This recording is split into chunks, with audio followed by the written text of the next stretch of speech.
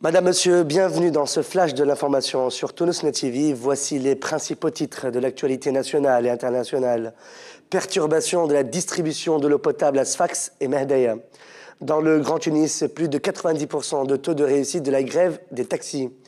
Le vice-premier ministre turc en Tunisie pour la remise d'un don en faveur des municipalités. Les syndicats de base rejettent le rattachement de la direction des prisons au ministère de la Justice. Et à l'étranger, Taïwan va installer 50 missiles orientés vers la Chine. La SONED a annoncé des perturbations dans la distribution d'eau potable à différentes régions des gouvernorats de Sfax et de Mehdaïa de 16h aujourd'hui jusqu'à 20h demain, 19 mars, à cause des travaux. Les régions concernées sont Sfax-Ville, Sfax-Ouest, Sfax-Sud, Sqait-Zid, Sqait-Daïr, Hansha, Amra, Jbeniena au gouvernorat de Sfax. Pour ce qui est du gouvernorat de Mehdaïa, les régions touchées sont El Jam, Sidi Alouane, Souessi, Chourben et Qsour-Sef. La grève des taxis individuels au Grand Tunis a enregistré un taux de réussite de plus de 90%. C'est ce qu'a affirmé le membre de la Chambre régionale des taxis individuels, Fawzi Khabouchi. Il a ajouté que les taxis qui circulent aujourd'hui sont les intrus et que c'est l'occasion ou jamais pour que les autorités les contrôlent. Fawzi Khabouchi a rappelé les demandes des propriétaires des taxis individuels, à savoir principalement la revue en baisse des prix des carburants et de l'assurance. Toujours dans la grève des taxis à Bizerte qui n'a pas duré trop longtemps. 1 heure de grève de 9h à 10h du matin seulement pour ne pas perturber les intérêts des clients, a précisé bien sûr le membre de la Chambre régionale des taxis individuels de Bizerte, Béchir Jaziri. Il a expliqué que cette grève est une lettre adressée au ministre du Transport, Abdelkerim El-Harouni. Le président de la Chambre régionale des taxistes, Kéron Habib Vib, a déclaré sur les ondes d'une radio privée que la grève n'a pas eu lieu ce lundi 18 mars, car aucun communiqué n'a été parvenu à la Chambre. Il a annoncé que la grève des taxistes pourrait avoir lieu ce mardi 19 mars. Toujours dans la grève des taxis, un chauffeur de taxi a été tabassé par des individus dans la matinée de ce lundi 18 mars pendant qu'il se trouvait dans le centre-ville de Tunis en cette journée de grève des taxistes. Les mêmes individus ont jeté des pierres sur son véhicule. D'autre part, plusieurs citoyens ont exprimé leur mécontentement quant à la grève des taxistes en raison de la perturbation de leurs intérêts. Le ministère des Finances a mis en garde les citoyens qui n'ont pas encore payé les impôts contre toute escroquerie. Le ministère a expliqué dans un communiqué publié que plusieurs escrocs collectent de l'argent qu'ils revendiquent au nom de l'Amicale des Finances et menacent les citoyens d'approfondir la révision de leurs dossiers s'ils ne se conforment pas à leurs exigences. Le ministère des Finances appelle tous les citoyens à alerter les autorités sécuritaires en cas de soupçon ou de doute.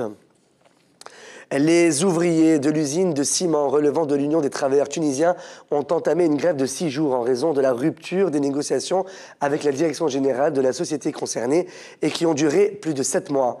Le secrétaire général du syndicat de l'Union des travailleurs tunisiens à Bizerte a déclaré que les demandes des ouvriers consistent en l'application des augmentations des salaires de l'année 2012. Bakir Bozdag, vice-premier ministre turc, effectue une visite officielle en Tunisie de 2 jours. Ce lundi 18 mars, le vice-premier ministre turc a exprimé la profondeur des relations entre les deux peuples et la poursuite du gouvernement turc avec son appui à l'expérience démocratique en Tunisie procédera à la remise d'un don sous forme d'équipement de nettoyage pour renforcer l'action municipale et sécuritaire dans le pays en présence du chef du gouvernement provisoire, Ali Laraïv. Il s'agit de 30 véhicules de 4x4, 60 minibus, 5 bus pour le transport des unités, 100 motocycles, 1000 casques et 5000 menottes. En ce qui concerne les équipements offerts par la Turquie aux municipalités, il s'agit de 32 camions à ordures ménagères, 30 camions en tout usage pour l'entretien des routes, 50 pelleteuses et 30 camions. La statue de l'ex-président Habib Bourguiba, né en 1903 et mort en 2000, sera inaugurée le mercredi 20 mars sur l'esplanade portant son nom à Paris à l'occasion de la fête de l'indépendance.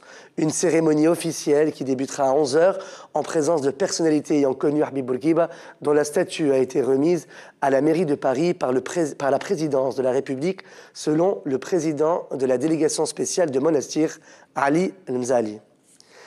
À l'international, selon le quotidien China Times, Taïwan va installer 50 missiles qui seront orientés vers des bases militaires dans le sud-est de la Chine pour contrer les menaces de la Chine qui avait tiré des missiles près du territoire en 1996. Le missile Yunfeng, pic nuageux en taïwanais, est doté d'une portée de plus d'1 millier de kilomètres. Les missiles seront déployés dans les montagnes du centre de l'île à partir de l'an prochain et viseront des cibles militaires, dont des aéroports et des bases de missiles le long de la côte du sud-est de la Chine. La compagnie indonésienne Lion Air a commandé ce lundi 18 mars plus de 200 Airbus A320 pour un montant de 18,4 milliards d'euros. Selon la présidence de la République de France, un contrat a été signé ce matin entre François Hollande et le PDG d'Airbus, Fabrice Brégier. La même source indique que ce contrat représente 5 000 emplois en France sur 10 ans. Il s'agit du plus gros contrat de l'aviation civile d'Airbus en montant. La commande sera livrée à partir de 2014. C'est la fin de ce flash de l'actualité sur Tunesnet TV. Merci de votre fidélité. Excellente fin de soirée sur notre chaîne. À demain soir.